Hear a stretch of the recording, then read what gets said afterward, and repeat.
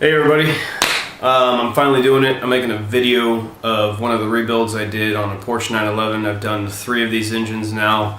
2 of them had piston slap from cylinder wall scoring. One of them was a timing chain failure. This particular one that I'm going to show you is scored cylinder wall and piston slap, and how I recoated the cylinders and put it all back together and am enjoying it right now. So here's a picture of what the cylinder wall looks like.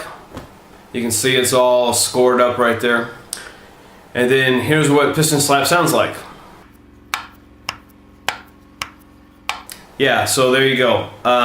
Here's a video from me pulling the engine out, tearing it down, putting it all back together. Enjoy.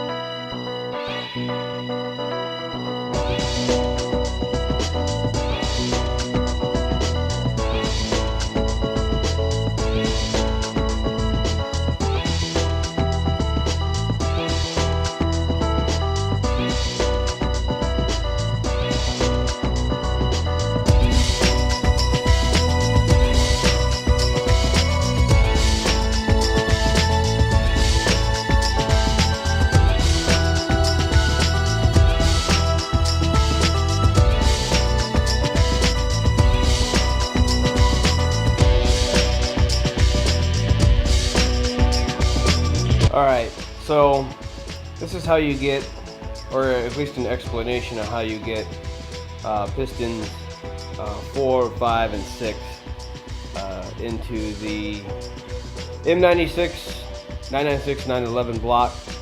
Because the block is in 2 halves, you can get pistons 1, 2, and 3, which are already in the conventional way. Before you put this half of the block on, you just put the pistons in with the connecting rod on and bolt it to the crankshaft like you do in just about any other engine. This one, once you get the block on, there's no way to get to the crankshaft, so you leave the connecting rods. You see one right there that I'm holding back with this rubber bungee cord, and that connecting rod, and then cylinder 6's connecting rod. You can see how 6 is all the way down, bottom dead center, and on the crankshaft pulley it's got holes for that hold it. So you can see the U6 go around. Here is U4, so that's bottom dead center for 4, and then 5. So that's how you lock it into bottom dead center. So what I'm going to end up doing is, I don't know what I did with it. Oh, here it is. There's a threaded rod that I use. Porsche, but for these 2 tools that I'm going to explain, this broom handle and this threaded rod with the nut. Let me switch hands here. There is a hole right here, and you can see there's a hole drilled in every cylinder, right there, and of course not 6 because you don't need to go any further. But you'll put the wrist pin on the end of this guy with backstop against the nut, and you put this through here, all the way through.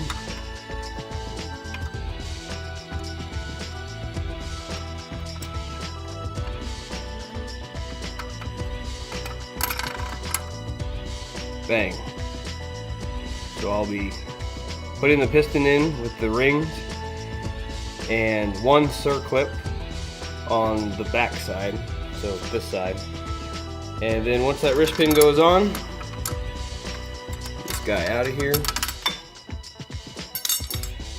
I'll take a picture of this later, but I put the circlip in here, and you see how I cut out this notch so the little ear of the circlip goes in there.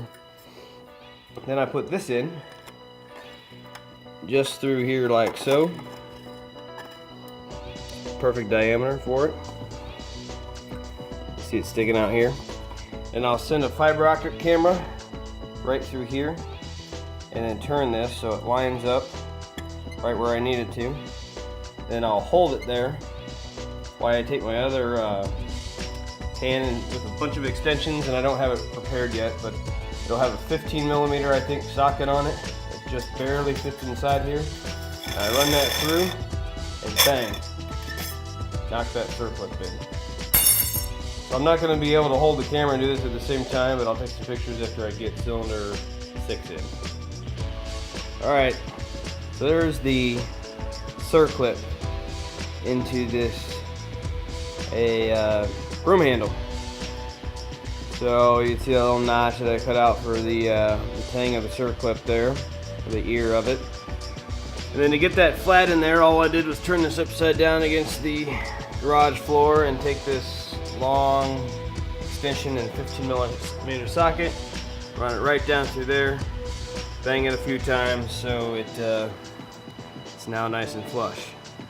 So I'll be putting this in, already got the wrist pin in, through that hole and into the piston. Oh, what you see on top there is a really strong magnet. It helps me line up the connecting rod. These guys here, they like to move around real easily on you. So anyway, I use that magnet to center the connecting rod while putting the wrist pin in. So, anyway, wrist pin is in, and here goes the circlip. So here's what I use the magnet for. I've got 6 and I got 5 and 4 is my last one here. Got it in here. This is what I use the magnet for. It's a really strong magnet. I don't know if you can see this. I have the light on. But I have a 1/4 inch extension here holding it where I want it to be. You can see as I move this magnet, you can see how I'm moving that connecting rod around. Yeah, that's how I line it up. Is you just move this, move that magnet around.